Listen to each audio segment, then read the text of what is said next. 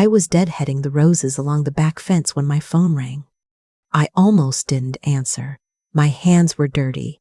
My knees ached from kneeling on the brick path, and I had learned at 63 that calls that interrupt a peaceful afternoon are rarely good news. But something made me pull off my garden glove and reach for it anyway. It was my son-in-law's number. That stopped me cold. He never called me. Not once in 7 years of marriage to my daughter had that man ever dialed my number directly. If he needed to reach me, he asked her to do it. Hello? Silence, then breathing, then a voice I barely recognized. Mom, my daughter. Barely a whisper. Mom, I need you to come. I was in my car before she finished the sentence. She wouldn't tell me what had happened. She kept saying she was fine. She was fine. It wasn't as bad as it looked. You know what that means when someone says that? It means it's bad. It means they're trying to protect you from the first shock of seeing it. She was staying at her mother-in-law's house. She and her husband had been there for a long weekend. Some family thing, an anniversary dinner for his parents. I had not been invited. I told myself it didn't bother me. I had gotten good at telling myself that. When I pulled up to that house, the big colonial on Birchwood Drive, the one with the manicured hedges and the American flag on a brass pole, I had a feeling sitting in my chest like a stone. My daughter met me at the door before I could ring the bell. I almost didn't recognize her. Her left eye was swollen nearly shut. There was a bruise spreading from her cheekbone down toward her jaw, the deep purple-red kind that means something hit hard. She was holding her arm across her stomach the way you do when your ribs hurt. I said her name, just her name. She grabbed my hand and pulled me inside and up the stairs before I could say another word. And I followed her, because what else do you do? We went into the guest room where she and her husband had been sleeping, and she closed the door and sat down on the edge of the bed.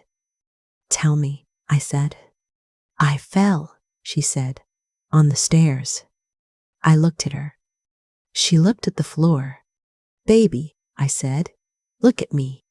She did. Her good eye was full of tears. Her swollen eye was leaking anyway. She couldn't stop it. It wasn't this danger, she whispered. No, I already knew that. What came out of her over the next 20 minutes was not a smooth story. It came in pieces, the way trauma always does.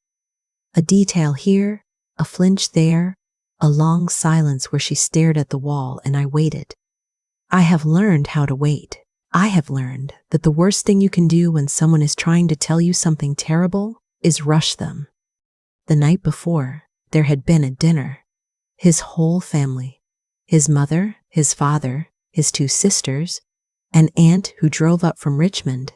My daughter had dressed up. She'd brought flowers for the table. She'd offered to help in the kitchen. His mother had refused her help, had said, and I'm quoting my daughter here because I want to be exact about this, that she didn't want my daughter's hands on food she was going to serve to her family.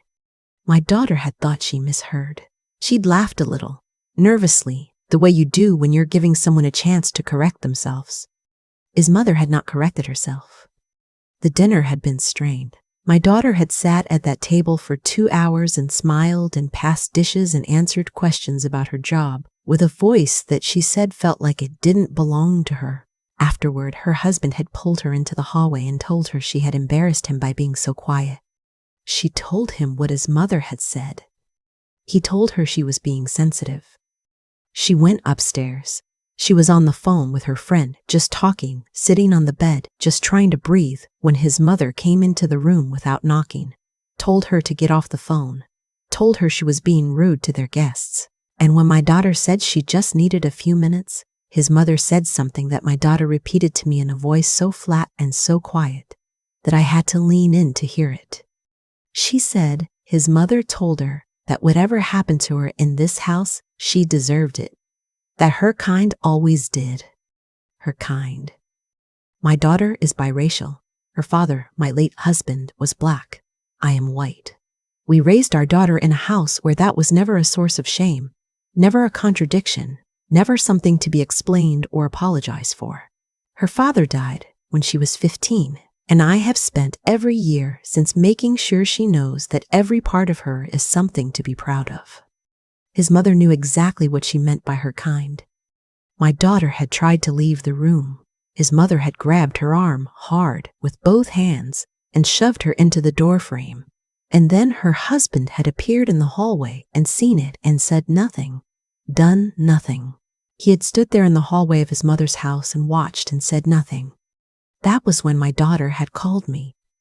I sat there on the edge of that bed in that guest room and I held my daughter's hands and I breathed in and out, slowly. Because I have learned at 63, after everything, that the moments when you most want to scream are exactly the moments when you have to be quiet. I asked her if she needed a hospital. She said she didn't think anything was broken. I told her we were leaving. She said her husband, she kept calling him her husband, as if the word itself was a question. Her husband wanted her to stay through Sunday. His family had a brunch planned. I stood up. "Get your bag," I said. She looked at me. "Sweetheart, get your bag." We were down the stairs and at the front door before anyone came out of the kitchen. His mother appeared in the hallway. Tall woman, silver hair. The kind of face that has never once in its life looked sorry for anything. She looked at the bag in my daughter's hand, and then she looked at me and she smiled. Not a warm smile. The other kind. "She's overreacting," she said to me. Like my daughter wasn't standing right there. Like she was a child who'd had a tantrum. She's always been dramatic. I have thought many times about what I said next. About whether I said the right thing or whether I let too much anger in, or whether I should have been colder, harder, more precise. I think about it and I always arrive at the same place. I said what I said and I don't regret a word of it. I said, if you ever put your hands on my daughter again, I will make sure everyone you know understands exactly who you are. She laughed. She actually laughed. She said I had no idea who I was talking to. I said, I'm her mother. That's all I need to be. We walked out. In the car, my daughter cried. Not the quiet kind, the kind that's been held back for years. His mother's little comments at holidays, his silences, the slow erosion of being in a marriage where you are tolerated by his family and defended by no one. She cried and I drove and I didn't try to fix it or reframe it or tell her it would be okay. I just drove. My brother was waiting at my house when we got there. I hadn't told him we were coming. He lives 20 minutes away and he has a key because he's always had a key, ever since our mother died and we decided that family doesn't knock. He'd apparently tried to call me twice during the drive, and when I didn't answer, he just came. He took one look at my daughter's face. He is 68 years old. He was a high school football coach for 31 years. He is not a man who raises his voice. He went very, very still. He said, "Who?" My daughter looked at me. I told him. He went into the kitchen and poured himself a glass of water and drank all of it and set the glass down carefully on the counter. Then he came back into the living room and sat in the armchair across from where we were on the sofa. He said, "Tell me what you need." Not what do you want to do, not here's what we should do. What do you need? After everything, that question, that is the difference between a man who loves you and a man who is managing you. What my daughter needed, it turned out, was a lawyer. She also needed a doctor.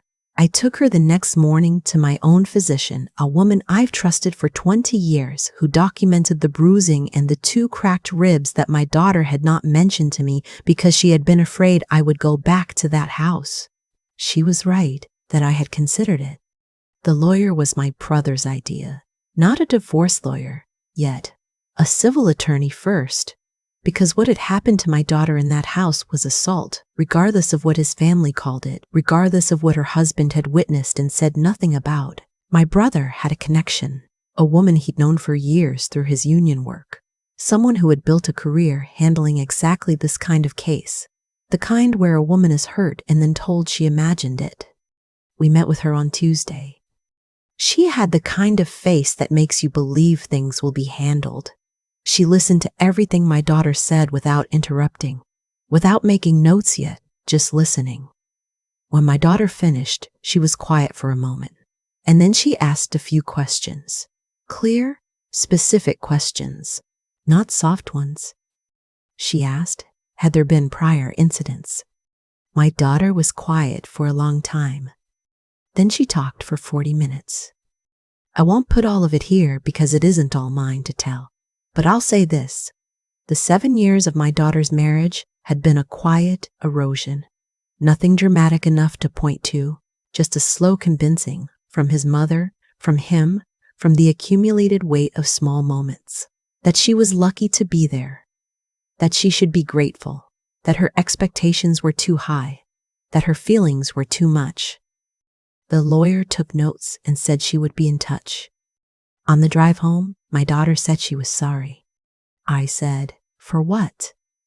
She said she was sorry she hadn't told me sooner, that she'd kept it from me because she didn't want me to worry, because she thought she could manage it, because part of her had believed, she used that word, believed, like a faith she'd been raised in, that if she was patient enough and calm enough and good enough, things would change. I had to pull over, not because I was upset, I just needed to not be driving when I said what I said next. I turned to her and I said, none of that was ever about you not being enough. You have been more than enough every single day of your life. What happened in that house happened because of who they are, not because of anything you did or didn't do.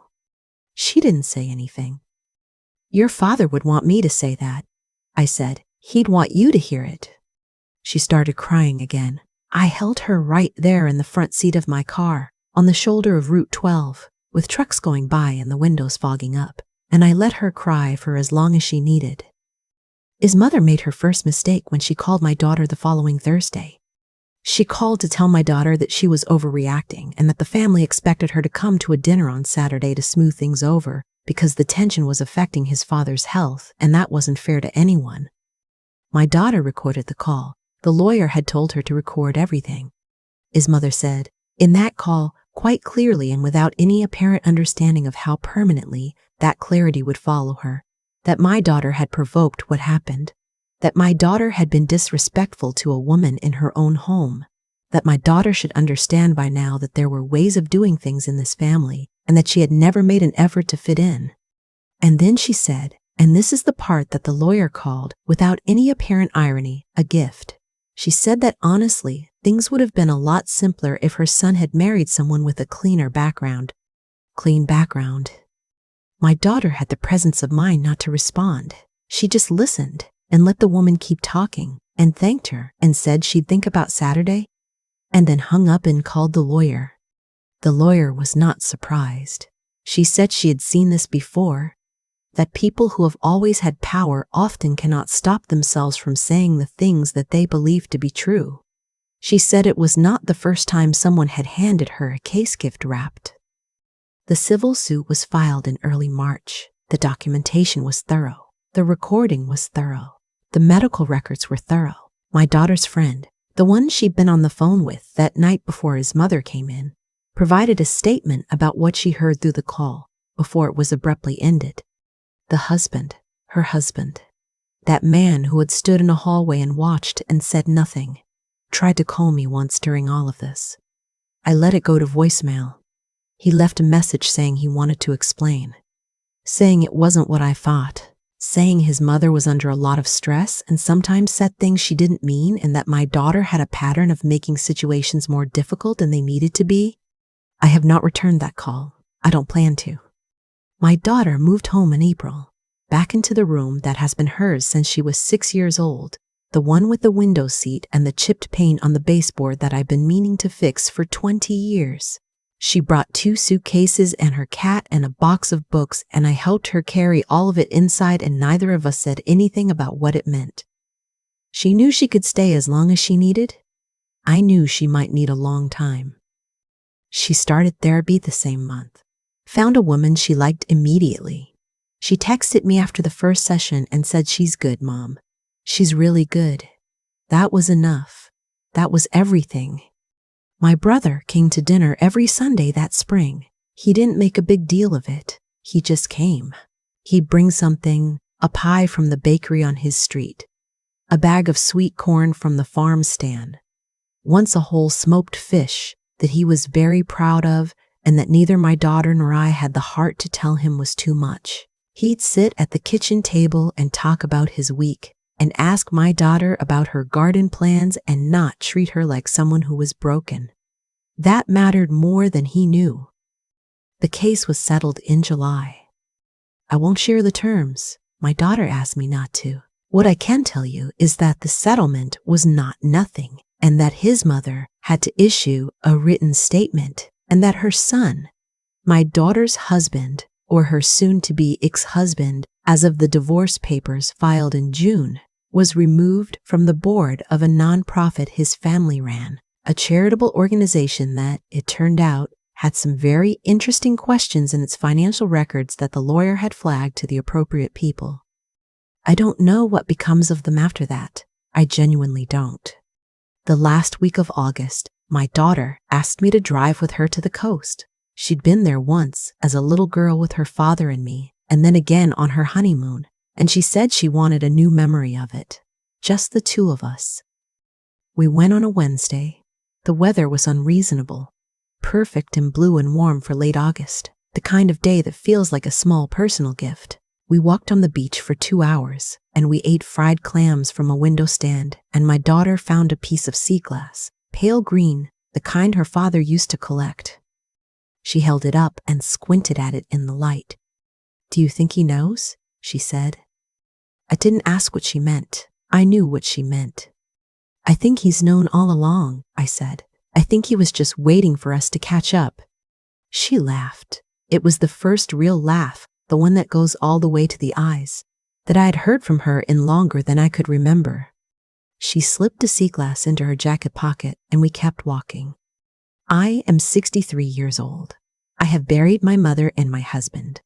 I have made mistakes I won't list here because they are too many, and some of them are still sore. I am not a woman who believes that things always work out. I have seen too much to believe that. But I believe in my daughter. I have believed in her since the first moment I held her, 31 years ago, in a hospital room where her father cried so hard the nurse came in to check on him. She is her father's daughter in every way that matters. She is warm and she is stubborn, and she has a laugh that changes the temperature of a room. She deserved better than she got for 7 years in that house, and she knows it now, and she is building something new, and she will be all right. She will be more than all right. That I know for certain. I have been turning this over in my mind for months now, not obsessively, just the way you turn a stone over in your hand, slowly, in quiet moments, trying to understand its weight. What happened to my daughter did not happen overnight. That is the part that took me the longest to sit with. There was no single villain moment, no thunderclap. It was a slow process. Small dismissals, quiet exclusions, a dinner where she wasn't allowed to touch the food, a hallway where her husband stood and watched and said nothing. Cruelty that presents itself as correction. That is the hardest kind to name, and the hardest kind to leave. But here is what I have come to believe. The way things end is almost always the echo of the way things were being built all along. His mother did not wake up one morning and decide to be what she was. She had been that way for years, in smaller rooms with smaller stakes, and no one had ever made it cost her anything. When there are no consequences, people do not become better. They become bolder. My daughter is one of the most morally decent people I have ever known. I say that not because she is mine, but because I have watched her.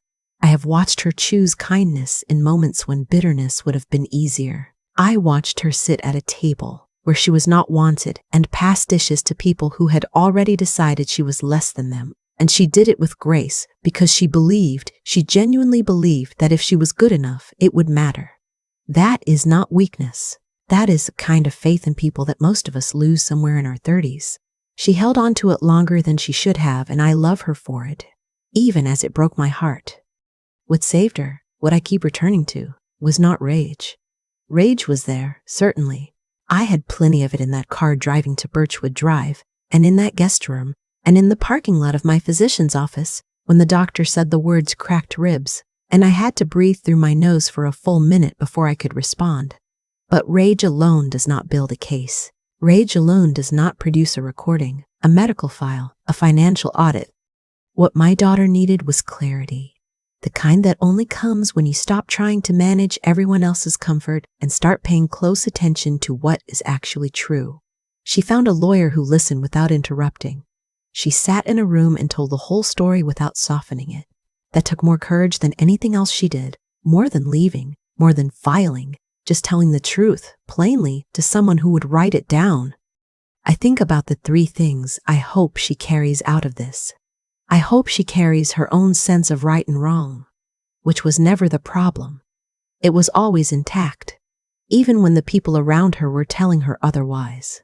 I hope she carries her mind, sharper now than before, because she has learned to ask harder questions and stop accepting easy answers. And I hope she carries the knowledge that she survived something that was designed to diminish her, and she came out the other side standing. We were walking on the beach the last week of August, and she found a piece of sea glass in the sand. Her father used to collect them. She held it up to the light, pale green, worn smooth by years of water, and she asked me if I thought he knew. I told her I thought he'd known all along. She put it in her pocket, and we kept walking. The tide was coming in. The light was going golden, and my daughter was laughing, really laughing, for the first time and longer than either of us wanted to count. That is enough. That is more than enough.